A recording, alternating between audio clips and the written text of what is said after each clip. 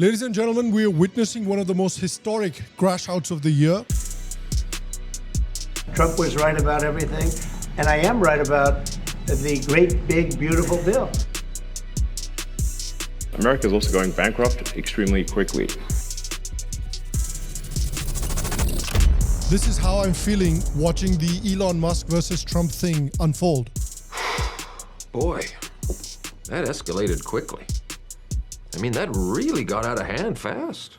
It jumped up a notch. It did, didn't it? So the chaotic Trump administration somehow found a way to get even more chaotic. The most powerful man in the world versus the richest man in the world. There's a full-blown civil war happening in MAGA, and I, for one, am extremely surprised. How could two people with the biggest egos known to man not be able to coexist peacefully? And I have to say, man, Modi seems to have some sort of weird, magical, mystical ability. Anytime someone targets him or comes up against him, they seem to lose. And the most powerful man in the world doesn't seem to be an exception to the rule. Trump intervened and tried to take credit for the ceasefire after Operation Sindoor, which pissed off Modi, and basically within 2 weeks, the Trump-Elon coalition fell apart. Trump's golden goose that invested nearly $300 million to get Trump elected is now openly fighting him. No wonder they call him the priest king. In fact, this is what I believe Modi should come out and tweet. He should say that after an exhaustive Chai Pe Charcha, I'm delighted to report that Donald Trump G and Elon Musk G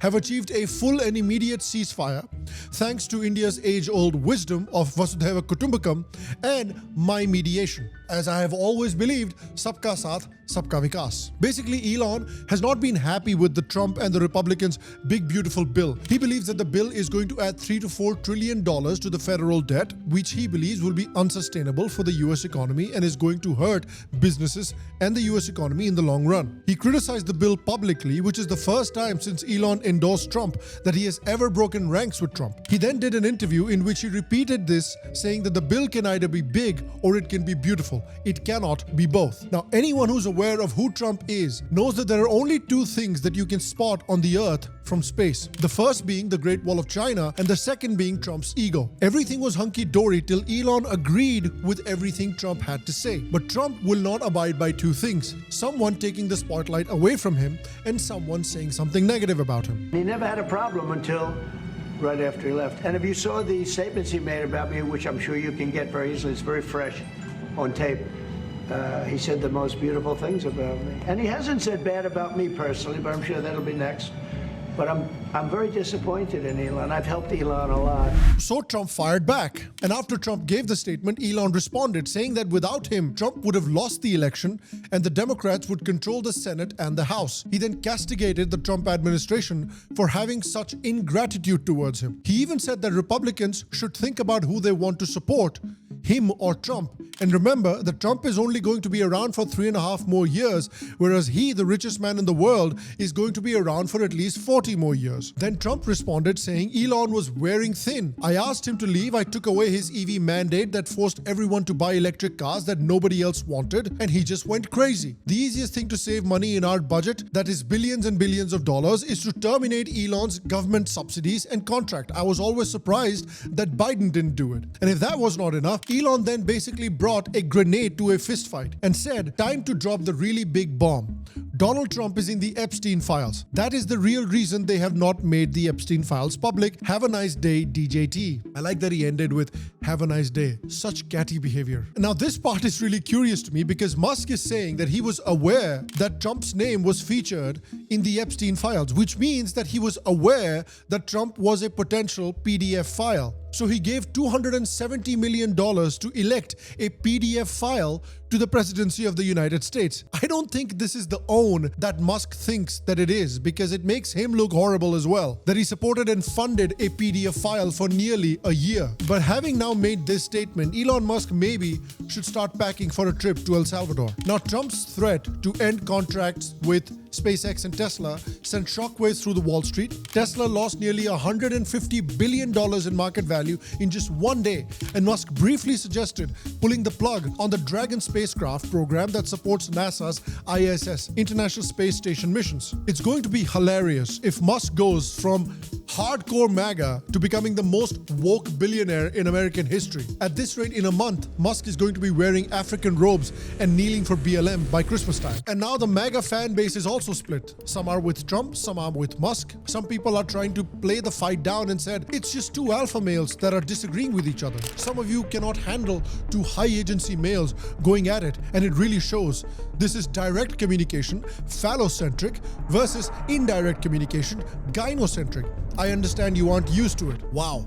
I know it's Pride Month, but I did not anticipate that the gayest thing posted during Pride Month was going to come from a right-wing Christian. And listen, a special shout out to Vivek Ramaswamy. That guy could see this shit show from a mile away. He could see this thing falling apart from a mile away, and he peaced out and went to run for governor in Ohio, which it seems he has a very good shot of becoming.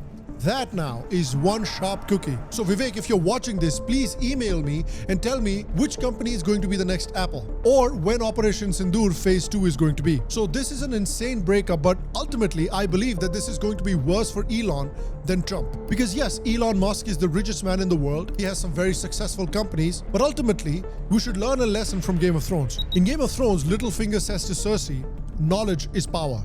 Just like Elon Musk believes that money is power, and that being the richest man in the world also makes him the most powerful man in the world. But I think he's wrong, because as Cersei said, power is power. Trump is the head of the most powerful government in the world, basically the most powerful entity in the world. Trump, if he wants, can tomorrow cancel all those government contracts, remove the EV mandate like he did. He can create rules that can cripple many of Elon's businesses.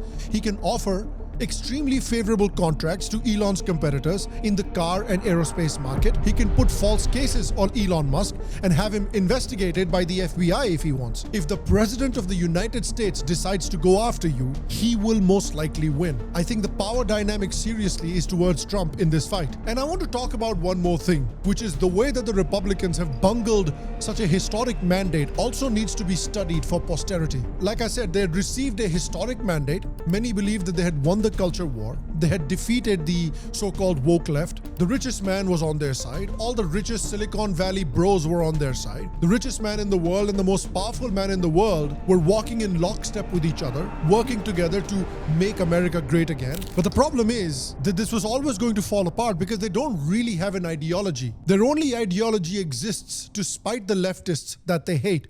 What is MAGA's cultural, political, and economic vision? Their cultural vision seems to be just the opposite of whatever the left wants. They want to ban abortion, they want to ban gay marriage, they want to ban how individuals want to live their lives, they want to put women back in the house and go back to fundamentalist Christianity of the 1950s. That is not a vision of the future. Most polls will show you that most Americans do not want to go along with that vision. What is the economic strategy? Bring manufacturing back to the US, particularly high-value technology. But they're too afraid to put tariffs on high-value Chinese technology. They've been completely outcompeted by the Chinese when it comes to the same high-value technology. These are the only manufacturing jobs that Americans can actually do while maintaining their standard of living. Americans don't want to make sneakers and t-shirts and make 5 cents an hour. Compare that to India and Modi.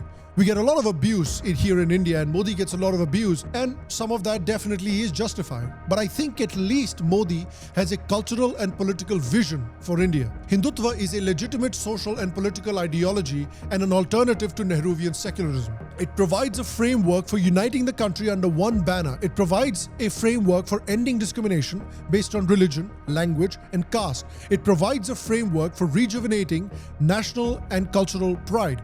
And it provides a genuine inclusive ideology compared to the Christian nationalism of MAGA. Hindutva has openly shown support for the inclusion of LGBT, trans, Muslims, and Christians under its banner as long as the principle of mutual respect is met. It is distinct from all other conservative movements and is genuinely unique to India. So, shout out to Hindutva. And one final point that I want to make is, look, Modi ji, the Americans are very distracted right now. Trump and Elon are fighting each other. The whole American media and political establishment is focused on that. Nobody is really focused on Pakistan. So if there are plans for Phase 2 of Operation Sindoor, it's a pretty good time for it. I don't think they're very concerned about their pet dogs at the moment. And I want to ask you, what do you think happens in the Elon versus Trump war? Who do you think wins this war? Do you think they're actually going to make up down the line, or do you think this war is only going to get much and much worse and it ends with Elon getting sent to El Salvador? Let me know your comments in the comment section down below. Other than that, thank you for watching today's video. I will see you for the next episode, and until then, stay happy, stay healthy. I'll see you for the next one, and to all of you, it's Secular Pranam.